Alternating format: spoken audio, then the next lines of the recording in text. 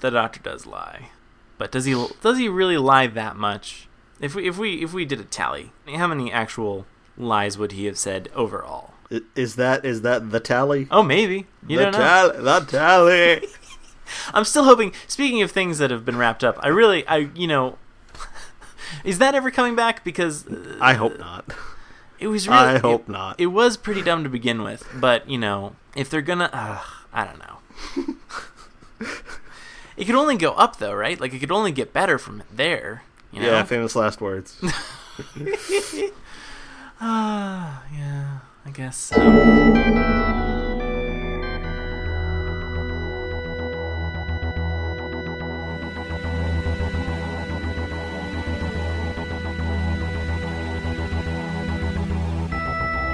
I'm Tom Dickinson. And I'm Louis Midas. And this is The Cloister Room, a podcast about Doctor Who and other things.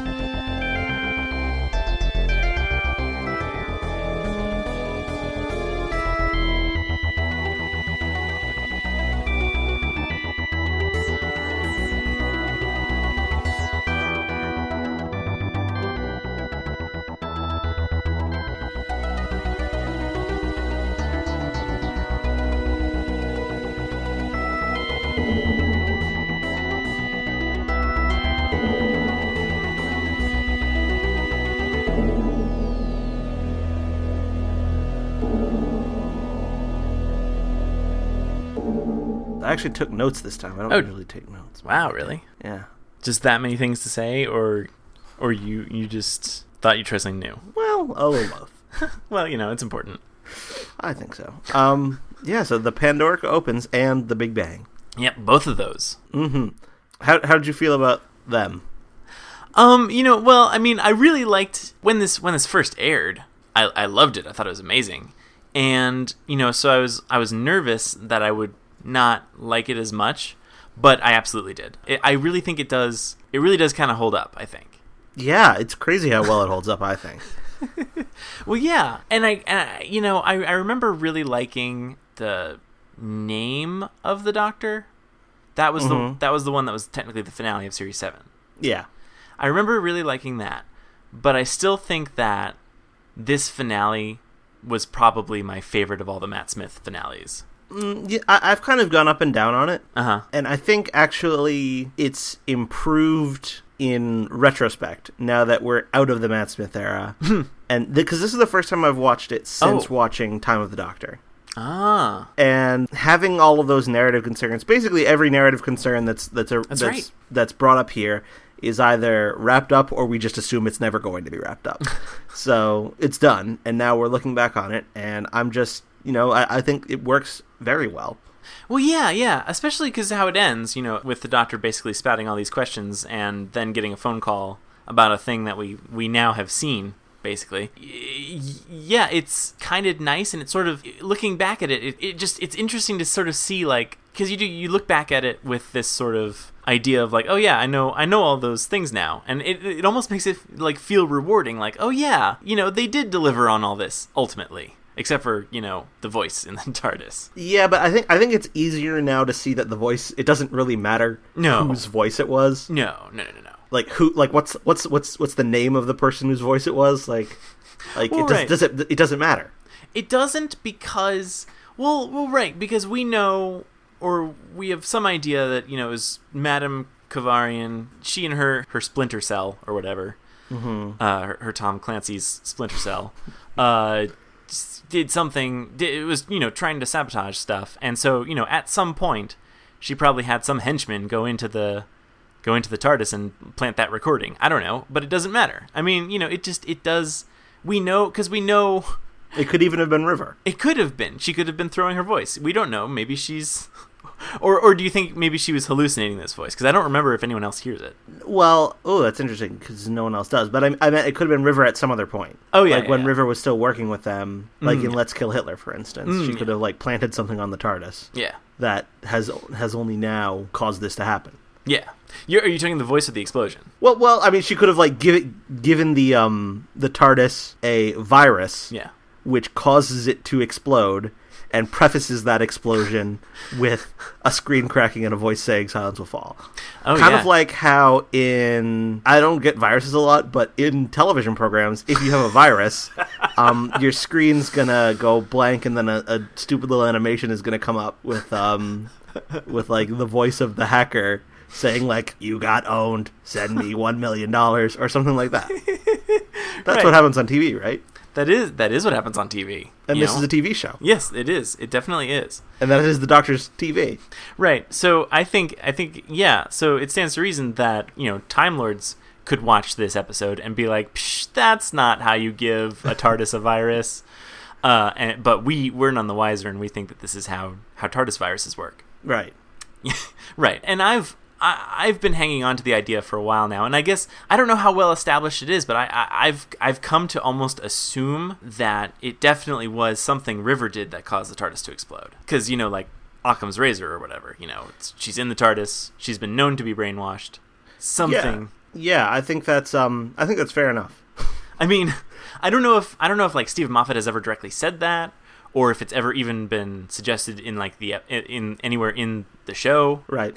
And actually, there's one thing I want to acknowledge, and I will acknowledge that it is kind of a problem that none of this stuff is really explained, like it, or that it requires us to do so much legwork on our own to come up with the answers. Right. But the problem just bothers me less now than it did before. Right. Yeah, because it's the distinction between like what constitutes a plot hole, and like if there is no explanation for how things could be the way they are, then it's a plot hole. But otherwise, it's just they didn't give you enough of a story or whatever. I don't know, like how Bruce Wayne got back to Gotham over the course of like a month in The Dark Knight Rises. Like that's not really a plot hole, but people complain because Batman just shows back up again. Yeah, and if someone told me, I hate this episode because it fails to make clear exactly who's doing it, why they're doing it, what they're doing it for, and what means they're using to do it, all of which is explained in a single toss-away line several years later and then never referred to again, and for that reason I think this episode is incredibly terrible, I would be hard-pressed to tell them, no, you're wrong. Because I think that's an entirely valid reading of this episode. It's just not one that I happen to have going on in my brain. Right. Well, yeah, and I mean, because after this point, Doctor Who got so weird. Not to say that in a bad way, but it's just like Stephen Moffat really took things and really twisted them in a weird way that was not done under the Russell T Davies era, and this was kind of the start of it. And so at the time, it was frustrating to have all these questions thrown up with no immediate answers, or at least no answers that we could expect in a timely fashion, like we could with Russell T Davies, where we sort of knew everything was going to be wrapped up by the finale. And so, looking at it all in extreme retrospect, I'm not bothered by it as much, because it just gets so much, it gets an order of magnitude weirder. And I personally don't want to get hung up on this tiny little thing when it really just kind of took a sharp turn towards weirdness, and never looked back. And I'm all right with that. Yeah. I don't know. I don't know. But yeah, I mean, it is totally. I totally understand the frustration that comes from not having these answers, because I feel like that is kind of a downside, is that Stephen Moffat did this really great job of teasing us with all this stuff, and then kind of, I think you could say didn't really deliver on that promise or expectation. This stuff would get resolved, because at the end of it all, it was still pretty entertaining. And I mean, I don't know. Yeah, I thought it was very entertaining. I actually, in preparation for recording today, I went back and I listened to the very first episode we recorded together. Oh, yeah. In which we discuss, it was about a month after this episode aired, and we didn't discuss this episode specifically, but we discussed Series 5, and one of the things we discussed was the voice in the TARDIS. And as I'm sure you remember, yes. You seemed dead certain it was the Doctor's daughter, Jenny. Yes, I did. Well, yeah, and I mean, well, it really is only because that I was. It's because of that stupid little anecdote or whatever, where Stephen went to Russell T Davies and was like, I don't remember exactly what he said, but somehow he begged him to keep her alive. at the end of the episode, and I was so sure that this was like, oh, he has plans. He's got some. I think literally everybody assumed that at the time. That was because he wanted to use the character. Yeah. But in retrospect, it's pretty obvious that it's just because he likes endings where characters who are supposed to have died turn out magically to have survived against all odds. Yeah. Now, when you say it like that, yeah, that's kind of apparent. It's really that's the only reason. And maybe I wonder if Russell T Davies thought that Moffat was like planning something for the character, or whether he knew exactly why he was doing it. Right. Yeah, maybe Russell T Davies is even disappointed that that never went anywhere. Maybe he was really hoping that there was going to be some big twist with the Doctor's daughter. Yeah. And so this was really, as far as I could tell, the only slot open in this whole season where she could fit in, and it wasn't even very. It was a square shaped slot, and she was a circle. But I was really trying to make it work and sort of rationalize. And because we still don't know who the voice was, I'm gonna stick to it because I think I have to. But I think it's also a safe bet that will never be revealed. So I feel like I can keep on thinking that, and there will be no consequences. Okay. Hey, there's no reason not to. Yeah, exactly. I'm gonna stick to it because if I can't be right, I'll at least be consistent. One of the things I thought was really interesting when watching it is how much stuff there's in there that kind of got echoed later. Like, for instance, the Doctor's big Pandorica speech just reminds me of, like, the Time of the Doctor a lot. Like, him defending Trenslow against all those monsters. And then the whole notion that if something can be remembered, it can come back, comes through the crack, and that kind of... I don't know, I wonder if that's hinting towards Gallifrey coming back that way. Ooh. Because of it being remembered, and because that crack is what it was trying to use to come back in. So I don't know if that's a thing, but... Mm-hmm. Yeah, so, and then, the whole idea of, like, the Doctor being the most dangerous, et cetera, et cetera. Yeah. So, yeah, I just thought there was all these little things. So, I mean, on the one hand, it's, like, thematic consistency, and on the other hand, it's, like, recycling. Right. Yeah. A little both. Right, like, where does one end and the other begin?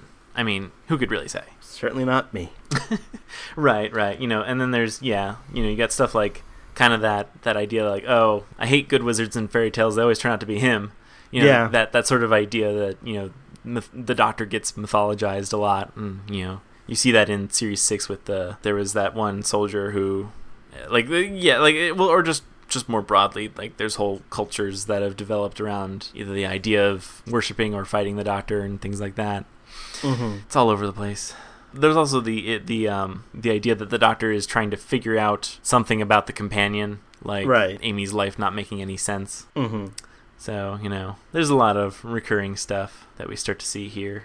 Well, yeah, and the Doctor does kind of even say in this episode that the whole reason, not the whole reason, but one of the reasons, I guess, that he brought Amy along was that he sort of noticed that something was off about her and her life, and I don't know if that's like all of it, that's at least part of why. Well, he says that's why. Well, I guess we gotta believe him, unless he's lying. Because he doesn't lie.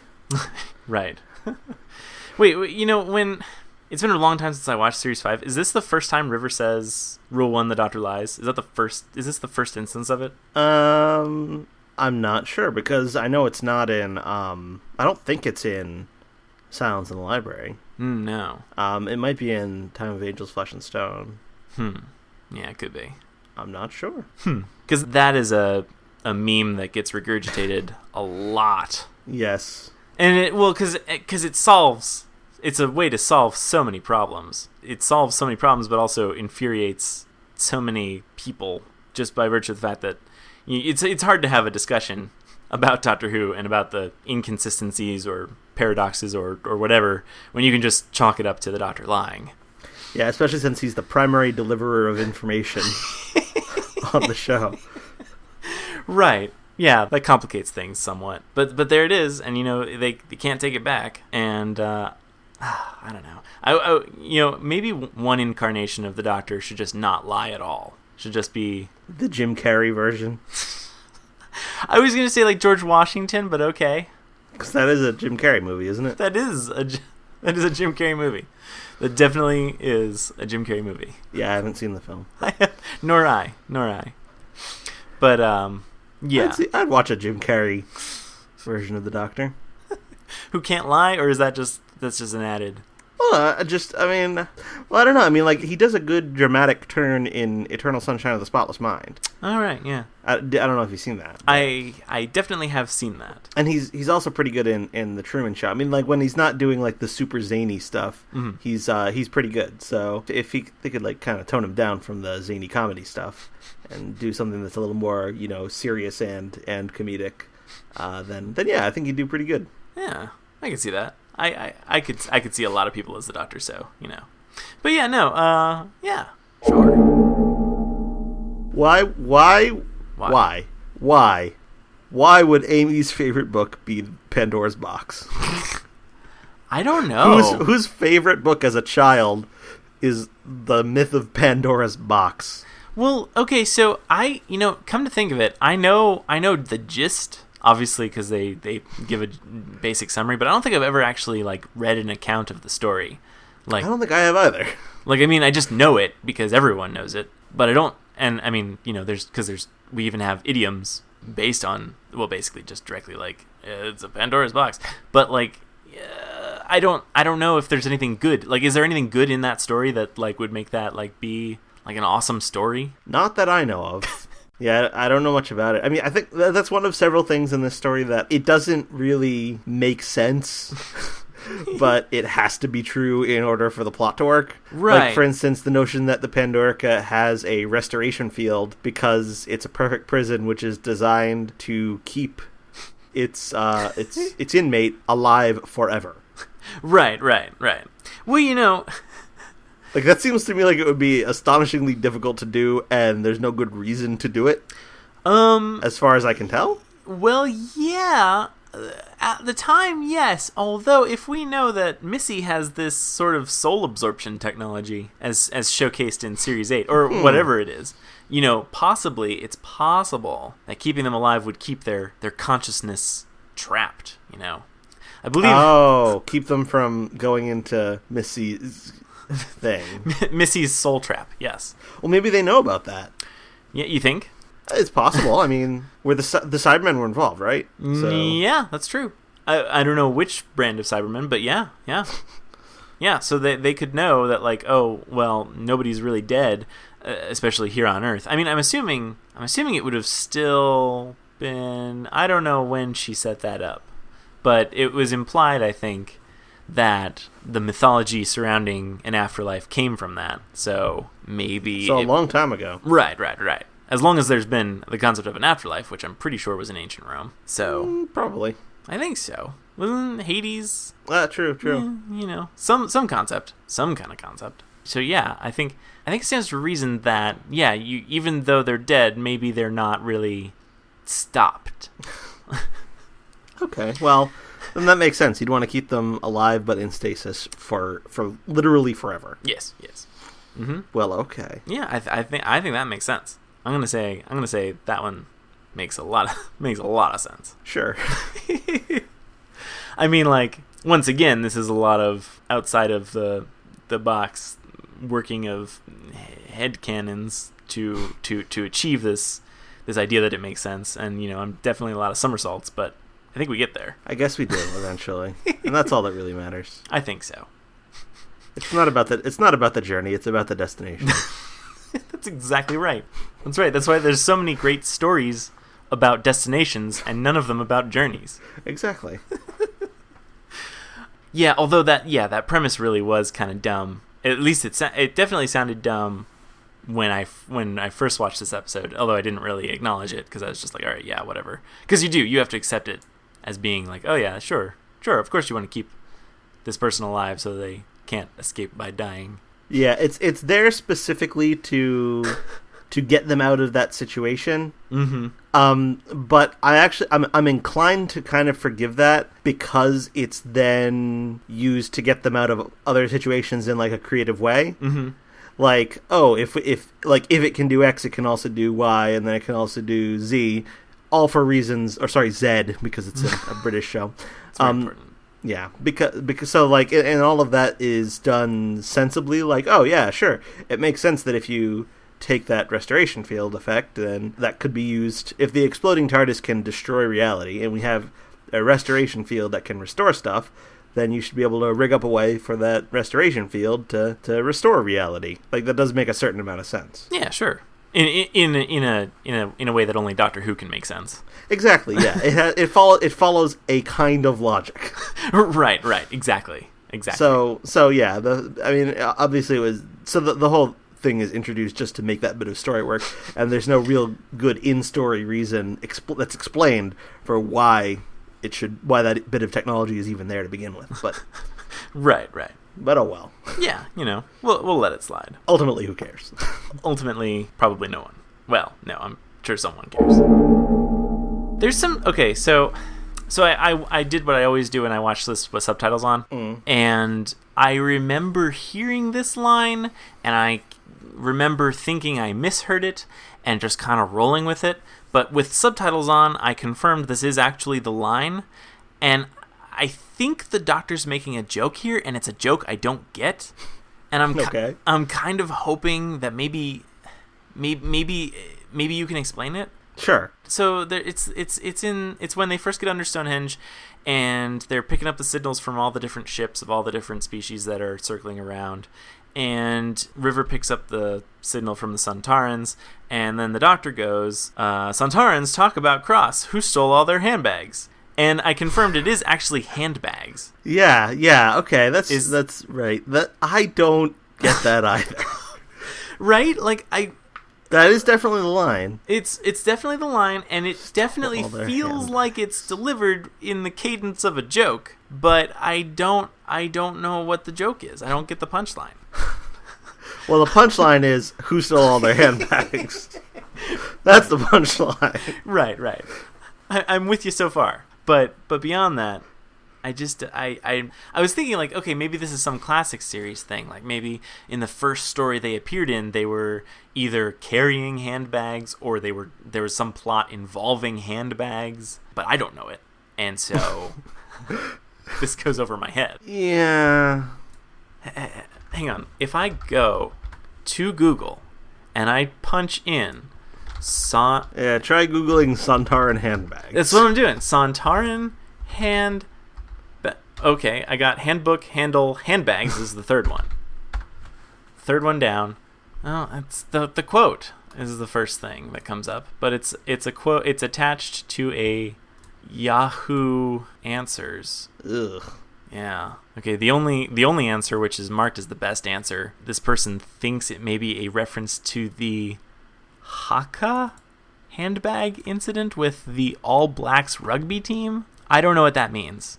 Those are all really confusing words to me. I don't know what that is. This did nothing to help me. Well, this is a bummer because I don't know what this means. Huh. Handbags. Right? Handbags. Okay, so one of the things Google returned was the Wikipedia article for the Sontaran stratagem, in which there is a section under the production section entitled Writing, and it says, Martha's departure allowed Davies to change the character's personality. In her reappearance, she is more mature and equal to the Doctor, as opposed to the third series in which she was still in love with him. The writers debated several aspects of her character, her status, and her reaction to Donna in particular. Rayner elected to emphasize Martha's medical career over her military career and avoided a handbags at dawn scenario. I don't know what that means, but Google picked it up. I think it's like a sexist reformulation of Pistols at Dawn, because in that episode they specifically avert the notion that Martha and Donna are going to fight with one another. Oh, you know what? Yeah, the rest of the sentence actually says that. I should have read further. Oh, okay. Yeah, it says she felt it would rehash Rose Tyler's initial opinion of former companion Sarah Jane Smith from the second series episode School Reunion. So yeah, okay. Yeah. Well, that's correct. Yeah. Handbags at dawn. All right. I don't know if that. I mean, I don't think that's got any relation. Well, it could. He's making a very convoluted reference if that's it. Yeah. I don't know. Maybe in the UK this is completely obvious, right? Like maybe this is some. That's what I'm always worried about when I'm confused about something. Right. I assume that in the UK they just know exactly what this is. Like, oh yeah, handbags, right? Sontaran handbags. Right. Like this is just the most obvious joke. Or maybe there is a classic series reference that I've forgotten. Could be. I mean, anything's possible. But it just bothered the heck out of me, and it's always bothered me in the moment. I mean, like even when I first watched this episode, I was like, well, I don't know what the deal is with handbags. I mean, is that a thing? And so, but it's always. I mean, this episode is so fast paced that it gets swept away pretty quickly. But I mean, it has always bothered me. Well, can't help you. Sorry. Well, yeah. I mean, and neither can Google apparently, and that's really the. I don't know what to do. I just don't know what this could mean. Stephen Moffat has a habit of just like having throwaway lines that's like are like almost like headcanon for quote unquote actual phenomena. Like the doctor has a statement in this, and I know that this is that he's used this in multiple episodes, but in this the doctor has a statement that like, oh yeah, structures have memories. That's why houses have ghosts. And right. I feel like that doesn't quite jive with other Doctor Who explanations of ghosts, but I'm willing to let it slide. Okay. Well, as long as you're willing. But I do have to say I like how Stephen Moffat does that, and it doesn't even really like linger on it. Like that's not even like the plot of the episode. It's just like, oh yeah, of course. Well, I guess actually this does influence the plot in significant ways. So I guess, but not with ghosts. So, but I like. Well, that. my assumption is that there are probably lots of different explanations for phenomena that humans interpret as ghosts. So what humans think of as ghosts are actually a whole bunch of different kinds of things. Oh, okay. Because sometimes like a ghost is an unseen spirit, or sometimes it's a spirit you can see. Sometimes it's people's experiences they describe of ghosts can vary greatly. So there's no one thing. Right, because as humans we're always trying to see patterns where there aren't any. Exactly. So yeah, I wonder if anyone else does that. If it's just humans. See patterns? Yeah. I mean, isn't that... I mean, I always... Well, I don't know. I mean, I assumed that was a crucial component of evolution, that, like, pattern recognition is what keeps you alive. Although... Yeah, but according to the 10th Doctor, we see it where they're not there. Isn't it the 10th Doctor who says that at some point? I think so. I want to say that's true. We're the ones who see it where it's not there. Maybe other people just have much better... Like, they have a better pattern recognition system that returns far fewer false positives. Yeah, that could be. That's a perfectly good point. Yeah, so we probably are. These are probably all different phenomena. And, the Doctor's just simplifying things because obviously it's not important to the plot, but also because, he knows it's useless trying to explain that there's all these different kinds of phenomena that aren't ghosts. And so, it's just easier to say like, oh yeah, this is why there's ghosts. And also all these other reasons. Yeah, there's a lot of ghost reasons. Just, you never have enough ghost reasons. One of my favorite things in the story is in the sort of like the first half of the Big Bang, where the Doctor is just getting a lot of stuff done, like under like a urgent high pressure situation. He's like just accomplishing a lot, thinking fast on his feet, and like trying to get everyone else to keep up with him. Yeah. And it's like productivity porn basically, because he's like. Really is. Because he's under time constraints and he's got to do this and that. And like there are days when I feel like that. Like, all right, okay, I have to wake up at 10 and let's see, I got to be there by 5 and I've got to run these errands first, but I have to make sure I stop there first. Yeah, so I've got all these different little like things and I have to figure out the best way to do it all at once and think on my feet and stuff like that. And so I feel like just like what the Doctor's doing here. Yeah, no, it's really something to aspire to, I think. Because he really is just bang, bang, bang. He's doing this, he's doing that. He's that little the vortex manipulator really is really handy here. But it is great to just watch as these things occur, that he goes back and does them, especially when they're all laid out at the start of the episode and it doesn't make any sense, and then you see him kind of just checking all these things off his to-do list. It's really great. I think for the most part, the reason I like it so much is that it's all, or for the most part, it's all sensible. Like, it's all stuff that he's doing, like sci-fi stuff, but he's using pre-existing things in the ways that we know that they already work. Like he's not doing any like magic, I need to get this thing done, so I just wave the sonic screwdriver and it happens. Right. And instead he's applying the tools in accordance with like the rules of how they use like the vortex manipulator and the sonic screwdriver and all that stuff. Like he has to, and like the restoration field and all that. So he's like coming up with a plan on the fly for like how to work within the systems to do what it is he needs to do. Yeah. Well, and so because of that, it just seems realer, and because it seems realer, it seems more impressive than just the doctor waves a sonic screwdriver and everything's fixed. Well, yeah, and that's kind of the thing, is because when the Pandorica ends with that really like not depressing, but like it's this sort of scene where it's kind of like slow-mo as they are dragging the doctor into the Pandorica. Everything looks absolutely helpless and hopeless, rather. It's just it looks like how is the doctor going to get out of this? This is terrible. This is the worst thing ever. He's trapped forever. He can't even die.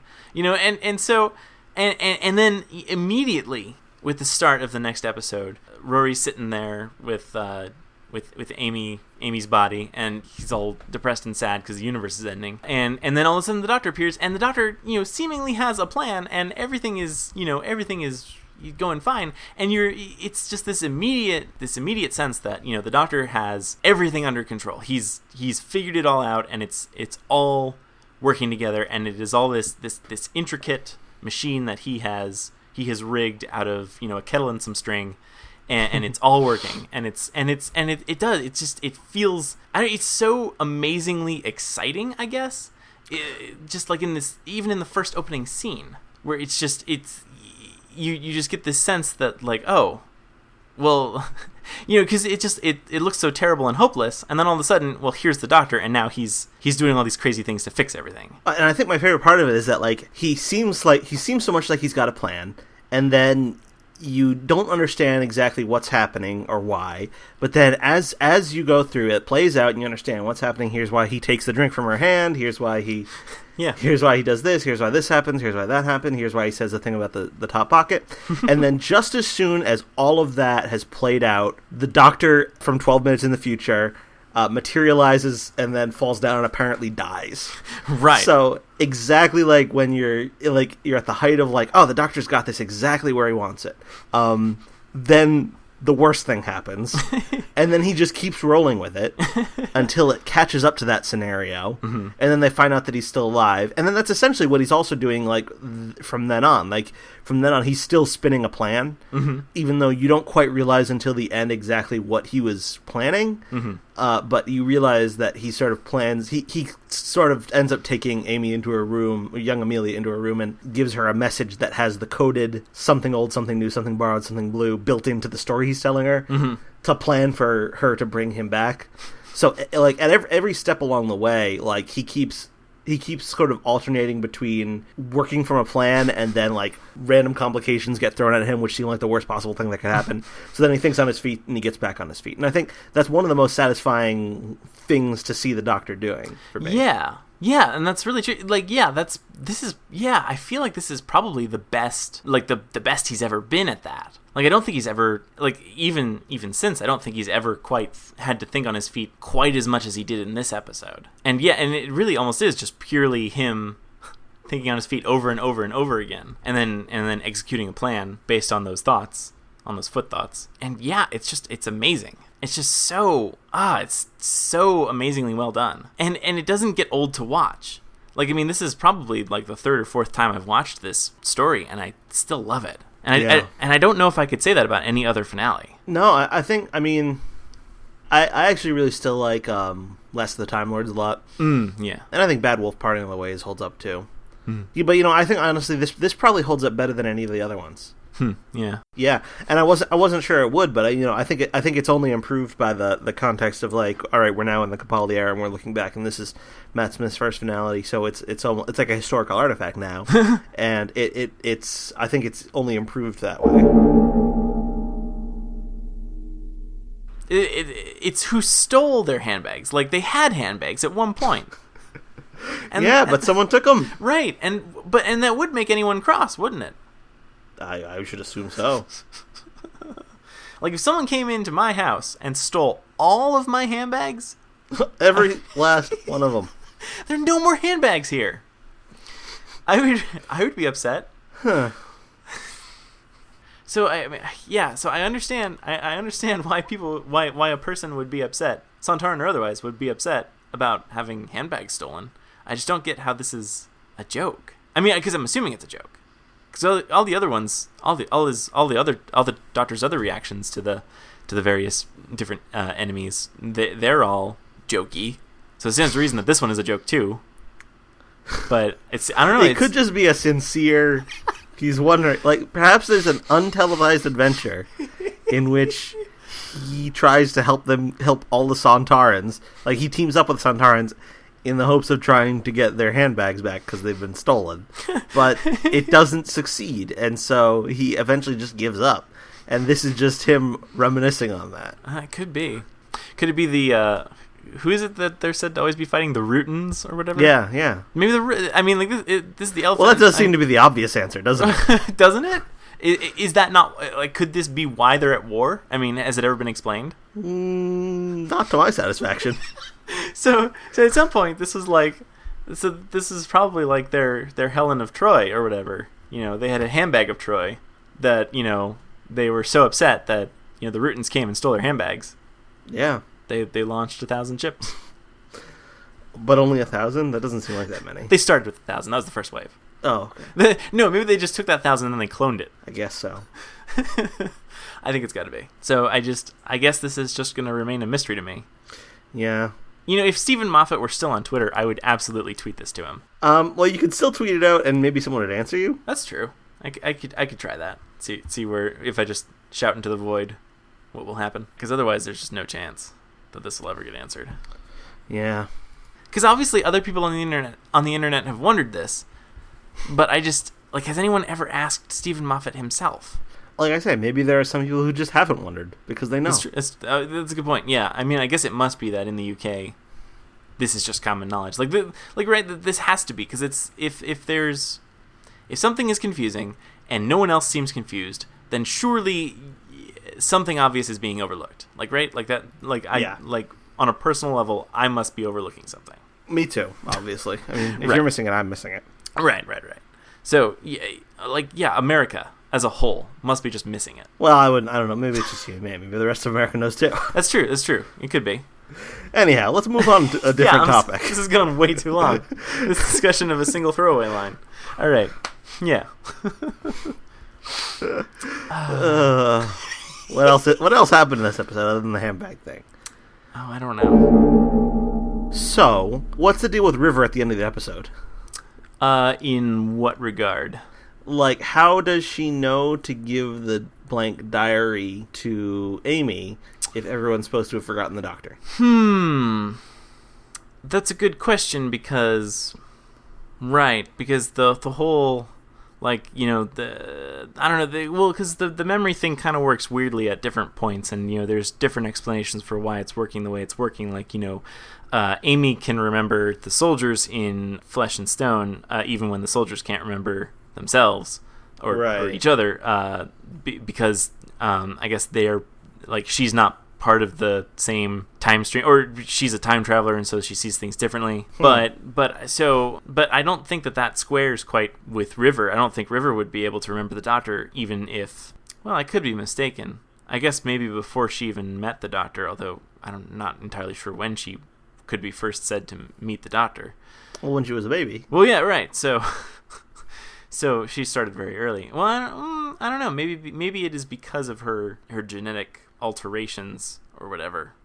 Could be. Maybe that has made her immune to forgetting the Doctor. I don't know. Or yeah, I don't know. I mean, like, I don't know how many headcanon explanations do you want? I could a lot. I need a lot. No, I mean, probably the best one I was able to come up with was that she was going to give them the diary anyway. So they would have received a diary with all the writing in it, but because the Doctor had been deleted, they received a diary without the writing in it because traces remain when someone's erased. Right. So even River doesn't know why she gave them the diary. Well, like, how does River know? Because River still knows that Amy is her mother, presumably. Oh, that's a good point. Yeah, huh? Because you wouldn't forget that, because that has no bearing on the Doctor at all. Well, it does, but it doesn't. Like, well, yeah. Amy still manages to remember she has an aunt without remembering that she has a mother.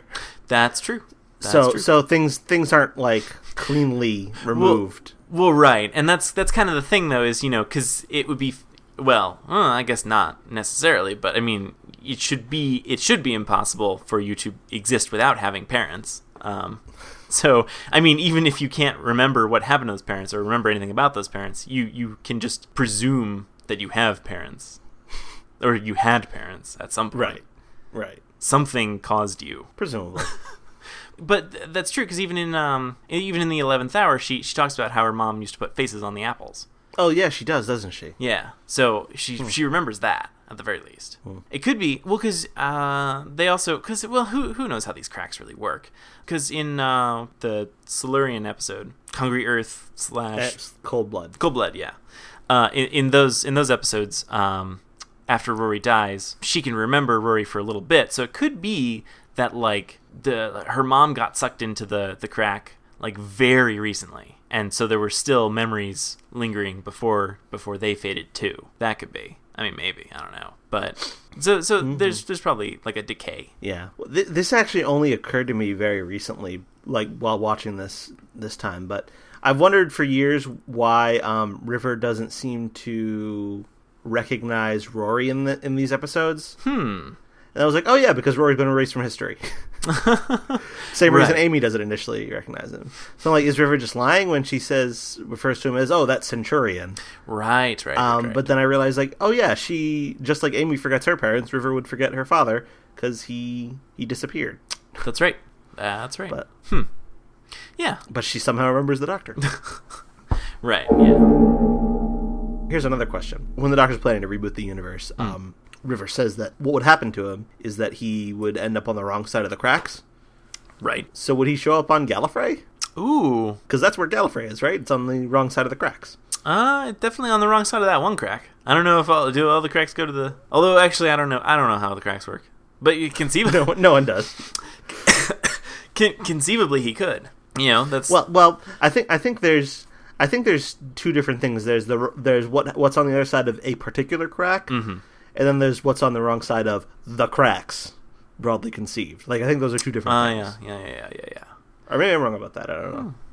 I don't know. Well, yeah, because the cracks themselves, it's not like they lead out of the universe. It's that they, like, lead to different parts of the universe. Or at least that's I think, the vague explanation that the Doctor gives in the 11th hour is that... Because that's how Prisoner Zero gets through, right? Like, Prisoner Zero... Right, and that's how the Vampires of Venice got through. Right. The whatchamacallits. Yeah, I forget what they're called, but Saturninian... something like that. I remember... Yeah, the vampires. The fish people. The fish vampires. Yeah. Well, right, yeah. Right. If we're envisioning the cracks as being like two doors, and there's a hallway between the doors... Then when you close both doors, you're stuck in the hallway. If you're on the wrong side of the doors, so maybe that's what they were talking about. Maybe, I guess I don't know how to justify this in terms of 3D space because it's not 3D space. Yeah, actually, now that I'm thinking about it, where does that mean So Gallifrey is outside of the universe, though. Yeah, and I wish I could look at the transcript, but that really great site that has all the transcripts is down today. Oh, is it? Yeah. That's a bummer. Yeah, no, but I something about, like, it says, like, the space beyond the universe, or like something like that. That's what River says in this. She says something like that. I don't know. So just the way it's described seemed to me to be similar to where Gallifrey must be. Right. Yeah. So it could be. That could be wrong. Yeah. But yeah, it could be. Yeah, it could totally be floating around in some kind of bubble, and it just happened to land on that crack, or I don't know, exploited that crack. But yeah, no. So I could see that. I could see that happening. I forget exactly what the time of the Doctor says, but that seems to be like the only crack left, or at least it's implied to be. I think. So I guess if it's I don't know. I don't really remember. For as many times as I've seen Time of the Doctor, I don't remember much of it. And this episode certainly doesn't seem to imply that there are any more cracks. Right. Or that the Doctor is concerned about there being any more cracks. Right, because he's going to all this trouble to try and close all the cracks. You'd think he'd be concerned if there was any left. Yeah, and you know what? After watching this, it occurred to me that maybe the reason there's some left is because he came back into the rebooted universe. Maybe if he had if he hadn't done that little thing where he allowed Amy to remember him back into existence, maybe it would have been a more perfect seal. That's right. It's like when you try to zip yourself into a sleeping bag. It's hard, I think. You can never really zip it all the way. I don't know if that's true. Why not? I have trouble with zip. I don't know. Maybe I just have really bad sleeping bags. Oh, maybe. Yeah. I don't know. That could be it. Probably. What did you think of the little opening sequence at the beginning of the Pandorica opens? For one thing, I really liked it because I had forgotten about all this stuff that had been in Series 5, and it was kind of a nice little reminder that, like, oh yeah, look at all these fun and interesting characters we visited in Series 5, and look at them all kind of coordinating together, sort of indirectly. And it was also kind of cool that, just in general, that, they were able to sort of, like, weave this baton pass basically throughout all of the characters in Series 5, more or less. Well, not really all of them. No, not really. Really only like 3, I think. Yeah, well, Van Gogh, Churchill, Liz 10, and then, of course, River. Yeah. So it's not all, but, a good sampling, I guess. Well, no, not really. Even, like, characters from episodes 2, 3, and 11, maybe. So maybe not that great. Or 10. Van Gogh was 10, I think. The 10th. It doesn't matter. I think so, yeah. But in any case, no, not a very good. No Silurians, none of that. Yeah, no Silurians, no fish people. But yeah, no, I did like it. I did think it was like, I don't know, I don't know how much sense it makes. But once again, how much sense does any of this make? But how much sense does it make that the warning signal from Stonehenge emanated like through all of time, and Van Gogh happened to pick up on it? I don't know what that. Like, all right, I guess. Yeah, it happened to go through a bunch of people the Doctor knew, but only a bunch of people the Doctor knew very recently. Oh, that's true. We didn't see anyone who hadn't cropped up since like Series 2 or whatever. Like, we didn't get any of like the cat nurses or whatever. Maybe they were involved in some way we just didn't happen to see. That could be. That could very well be. Maybe everyone the Doctor's ever met just sort of participated in it. Yeah, that's probably in the director's cut. I wonder what Sabalom Glitz did. Yeah, I don't know. He probably tried to, like, I don't know. Sell the painting for lots of grotzits. Yeah, he loves those grotzits. So yeah, I think it's safe to bet that he was probably one of the trickiest legs of the journey. Someone probably had to steal it back from him. And in fact, maybe that's why it took so long to get to the Doctor, was because Sabalon Glitz was trying to sell the damn thing. So kind of just really upset things. Well, one of the interesting things is that the on-screen date for Liz 10 is 2,000 years after The Beast Below. Really? I was wondering about that because it didn't look like they were on the ship. Well, I guess it could have been. I guess they could have built that sort of elaborate staircase and whatnot inside a ship, sure. But yeah, so I was wondering about that. But are we sure? Well, because she never actually audibly said she was Liz 10, right? Well, she said she was the Bloody Queen. True. It could be a different queen. I don't know. It's said in The Beast Below that she's quite old. Right. And I think she's also older than she thinks she is because she's forgotten so many things because she pressed the forget button so many times. Mm-hmm. That could be. So actually maybe The Beast Below is set quite a bit later than it seems to be. I honestly don't know. Well, because they give Amy's age in that episode. True. And I haven't seen it in a while. So. Right, and I can't remember what they say her age was, and I can't look it up. Anyway, it doesn't matter. But maybe that's okay. Maybe we're just not meant to notice the dates. Well, yeah, because at that point, River hasn't gotten the vortex manipulator yet, so it would have to sync up with her imprisonment in Storm Cage. Right. Yes. Yeah. Another I mean, that's also the first appearance of Dorium. Oh, yeah. That's right. Yeah, I like Dorium. I like him, too. He's a fun character. I think they should use him again. Yeah. He's just the head now, but that's still fine. Yeah, sometimes the head is enough. I think so. I think I think he should be a recurring character that keeps recurring. Because why not? I don't know why not. Well, because apparently beheading wasn't enough to kill him. So, Well, yeah, it happens. Yeah.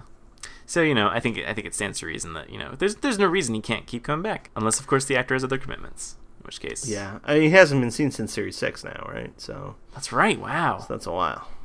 Yeah, wow. Yeah. But I don't know. I'd like to see him again. He's kind of a cool, neat, interesting character. Yeah. Well, I'm down with that. So I don't think the Doctor would have been able to solve this whole situation if it hadn't been for Rose, Martha, and Donna. And the reason I say this... Yeah, you're going to have to explain this one. The reason I say this is because the entire thing that sets it all off is the Doctor's realization that he hasn't met Amy's parents. Yes. Right. Yeah, and that's often that's one of the things that's often cited as a failure of the Moffat era. Right. It doesn't characterize the companions properly because the only form of characterization is meeting someone's parents. And if you haven't met someone's parents, then they're not properly characterized. Right. Obviously. Yeah, so but I actually thought it was kind of funny that that was so absent from the series, and you didn't meet any of you didn't even meet Amy's aunt prior to the story. It was just young Amelia and then older Amy. So that's a stylistic change. But then all of a sudden, here in the end, it's an important plot point that her parents have they've not only vanished from the narrative focus, they've actually vanished from the universe itself. Right. Yeah. Wow. Yeah, that's a good point. And it's funny because I feel like at the time I actually thought about that and was like, yeah, wow, we never. Their parents were just gone, and I feel like I even went so far as to wonder if that was if things were gonna go back to the way they were in the Russell T Davies era, where okay, now the companions' parents are gonna be involved again. We never see them again. Right, we never see them again, and we don't meet. Well, we sort of meet Clara's parents, but not really. We sort of find out their backstory. We don't actually see them. Oh yeah, we do. We do. Well, we see her dad. We see a flashback. Oh no, we do see her dad. We see her dad at Christmas, and it's played by a different actor. Right. Okay, yeah, I forget about that. I was possibly also confused because it's a different actor. But right, that is definitely her dad. Okay, yeah. All right, fine. So, well, all right. I guess, yeah. I guess this does stay as an important plot point, and only an important plot point because in the future we get parents again, sorta. But we do, sort of. We do never see these parents again. Although we do see Rory's dad. Mm-hmm. So we get different parents. Was Rory? We don't see him at the wedding. I was gonna say I didn't see him among the people. I wonder if he also had Spanish flu. It happens. Yeah. Well, I wonder if there was one of those extras who was up there was singled out was defined by the production team to be Rory's dad, and then later retconned out. Yeah, that could be. Well, now hang on, because in Dinosaurs on a Spaceship, what does Rory say to his dad about the Doctor? He must introduce him, right? I wish I had the transcript. Because I really do. I remember this. I remember there was some line of dialogue about the wedding. Or no. I think the Doctor says something about not having met him at the wedding. Right. Yeah, and so there would have been some snippet of an explanation there. I don't remember what it was, though. Here's Google's cache. I mean, Rory says something, when Amy and I first got married and we went traveling, he says, to Thailand. Rory says, more to the entirety of space and time. Right. I remember that line. Yeah, but I don't think they say anything specifically about them not having met at the wedding. Huh. Interesting. I must be misremembering that. But we can say it's Spanish flu. Yeah. It's going around. At weddings. Yeah, it's kind of funny that they would have this big... Actually, yeah, that's really kind of funny that there's two separate instances where we meet a relative of the companion later that when we first should have already seen all of the companion's relatives in a scene, in an earlier episode, because they should have all been at the character's wedding. Well, yeah, but in Wilf's case, it was because the actor who played Donna's father in that episode passed away, and they had to quickly recast, right, and bring in a different character. So, so that was like a last minute change. Right. Yeah. Huh. Yeah. I wonder how that would have been. That's very interesting. Well, because I guess we don't really see much about Donna's parents in the Runaway Bride, so I mean, it could be that Wilf ends up being the same character that the father would have been. Yeah, we see almost nothing about him. Yeah. I think he has a line or two, but right, yeah. So was the deal just that like they got whatever the actor was, and they were just like, oh yeah, you're a famous actor. This is really impressive. Let's get you and be Rory's dad. Probably. Because you can't. Because I mean, no offense to the extra who probably played Rory's dad, but I mean, like they need someone with a lot of experience acting. Well, not someone who's going to be in the background. I don't know who the extra was, so it could. You know what? I don't want to say definitively because I'm sure the extra in question. I'm sure he's a fine actor in his own right. I don't want to say he would have been a bad Rory's dad. Well, we'll never know. We won't. We will never know. That'd be a bummer though. Especially if you knew you were playing Rory's dad, and I mean, presumably you would, and then then years later you find out there's going to be an episode with Rory's dad in it. You're like, oh my god, my agent hasn't called me yet, to tell me that to tell me I need to get on the set of Doctor Who. What's going on? And then you find out that he's been recast by Arthur Weasley. It's sad. It is sad. But that's TV.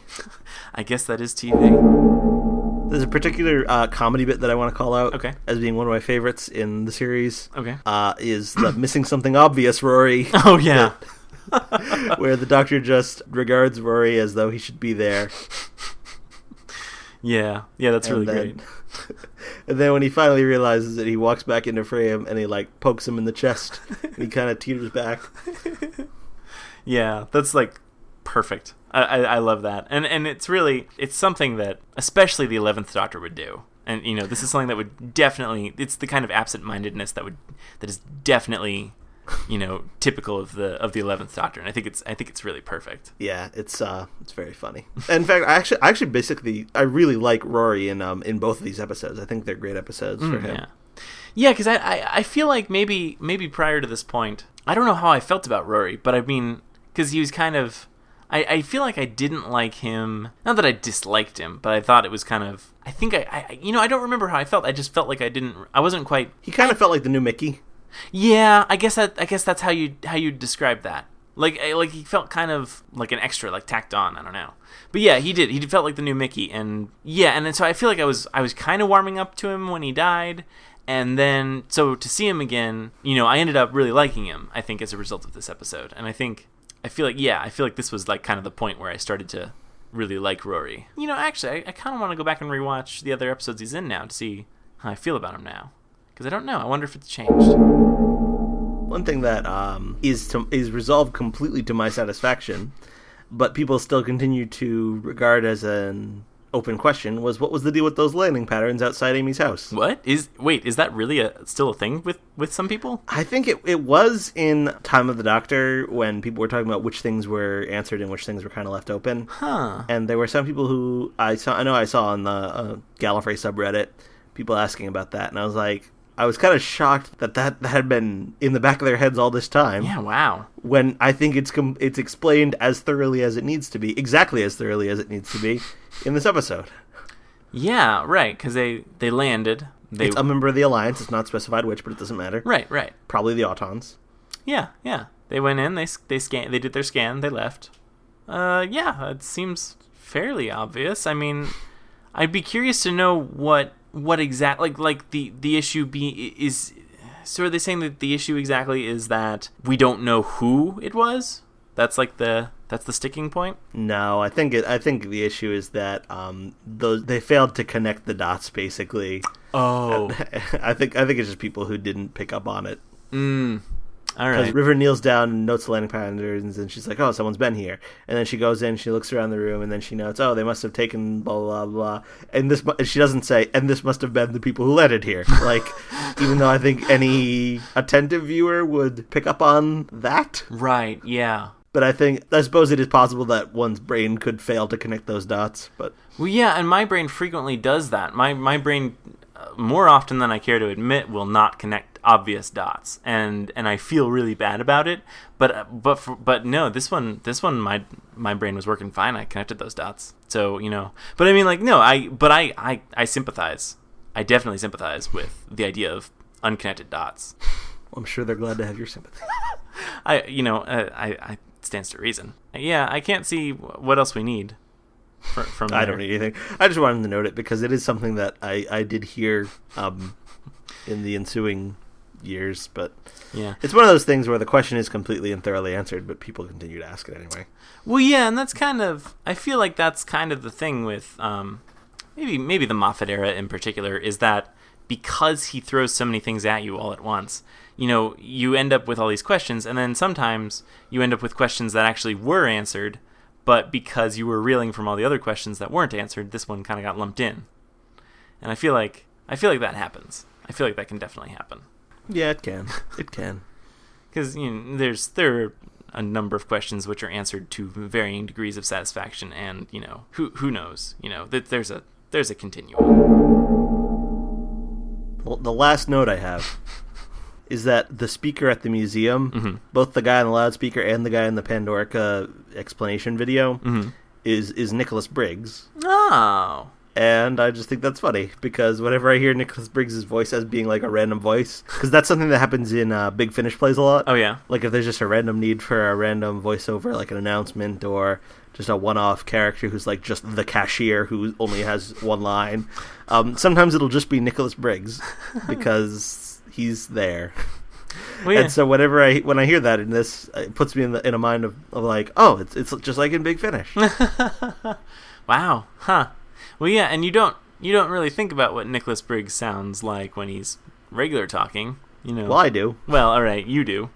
Because I mean, he hosts the Big Finish podcast. He stars in Big Finish's Sherlock Holmes plays. He's an actor. He does acting. I know. So okay, yeah. So his voice is very familiar to you. Yes. His unmodulated voice. His unmodulated voice and his modulated voice. Right.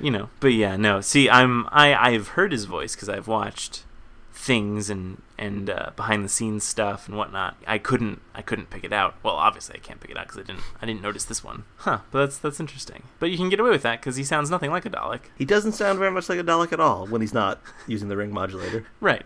So that's pretty neat. It saves them money probably on voice actors. Yeah, they don't have to hire an entirely different person. Yeah, and he was already recording, Dalek voices for this two-parter, so, why not? And not even that many of them, so. Yeah, that's right. So he's got to get something done, feel like he's accomplished. He's got to sing for his supper. Yes. Do you have anything further to say about Pandorica Opens and or The Big Bang? I have a really minor gripe about the Blu-ray disc. Oh, okay. I watched mine on Netflix. So. Oh. Well, have you? But you own the. I don't know if this is true of the DVDs, but you own the Blu-ray. The Blu-ray. Yeah, my Blu-ray player isn't exactly working right now. Oh yeah, I remember that. Yeah. Well, it's the weirdest thing. I think they corrected it in later ones, but I don't know why they decided in Series 5 there is no way to watch what you do to watch a single episode is kind of counterintuitive. You have to go to the scene selection and choose the first scene of the episode you want. Weird. Yeah, it is really weird. Huh. And I just because if you're binge watching, you can just hit play all, and it's not a big deal. And I don't know if maybe this is just the US Blu-ray.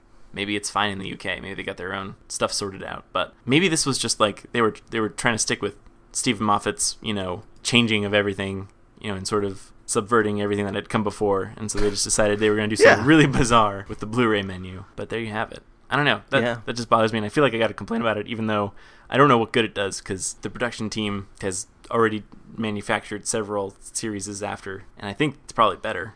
So, I don't know. I guess maybe my complaint was heard. Maybe it somehow traveled backwards through time and reached them. Yeah, probably that. I can believe it.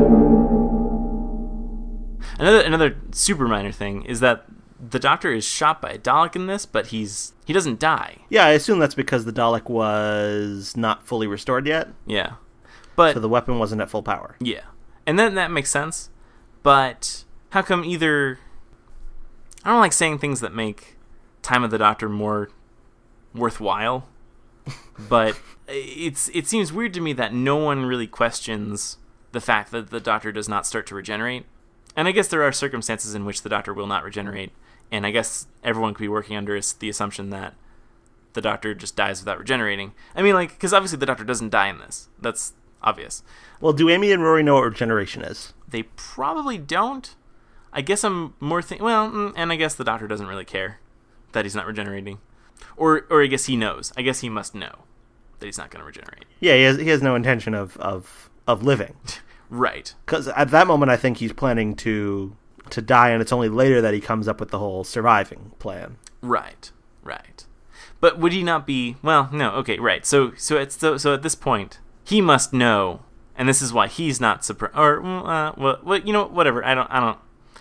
I guess it doesn't really matter. But like either the Doctor knows that his future self isn't dead, which is possible, or he knows that he can't regenerate anymore. So even if he is dead, he wouldn't regenerate anyway.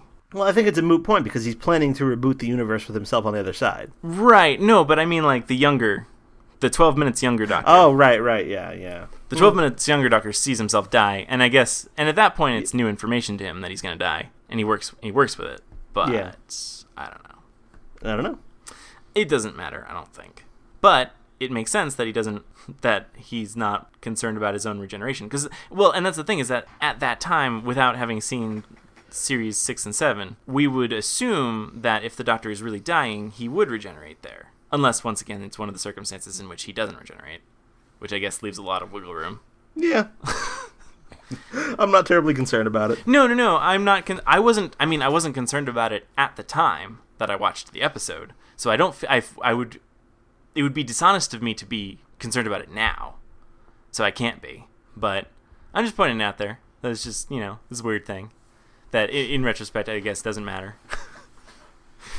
It's kind of like how people get all like, "Oh, why did the fake Doctor in the Impossible Astronaut pretend to regenerate if the Doctor didn't have any regeneration left?" And it's like, because it's not real. Because it's pretend. It's a fake. Right. Yeah, at that point it just doesn't matter, and it was all for show anyway. And also yeah. I don't want to get into that, but well, I think under these circumstances, like the Doctor's reaction to seeing himself fall over and die, or apparently die, is, it seems to be like he's just made the decision not to worry about that. Right. Like he's just going to keep moving ahead. Yeah. And just assume that, he'll probably be able to get a lot done in the 12 minutes between now and the time that happens to him. So he's just gonna roll with it. Yeah. Oh, so the question of like, oh, why didn't I regenerate? Or maybe I shouldn't have regenerated. Wait, can I even regenerate? Oh, wait, have I used them up? Does John Hurt count yet or not? And then like, it's not. He's not worrying about that. He's just like, oh, that happened. Okay, let's go. Right. Yeah. He's in overdrive right now. He's not worrying about the minutia. But also, it just occurred to me, his future self does whisper stuff to him. So it could be just like, hey, pretend I'm dead. You got 12 minutes, and I got a plan, and it's great. It's really great. All right, Lewis. Yes. So what do you think about the notion that right now could be the time we randomly select the story to be watched after the Pandorica opens and the Big Bang? No time like the present. I'm glad you think that way, too. I like the way you're thinking. All right, so the random selector has been prepared. It is being initiated. It is using its mysterious random selection process to divine the correct story to watch next. Oh, God.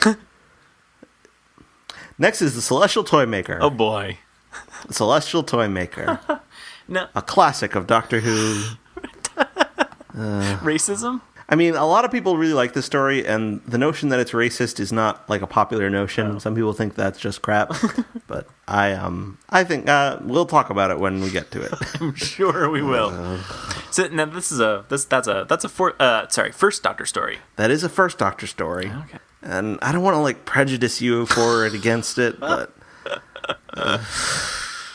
Well, let's just say I am not at all looking forward to sitting through it.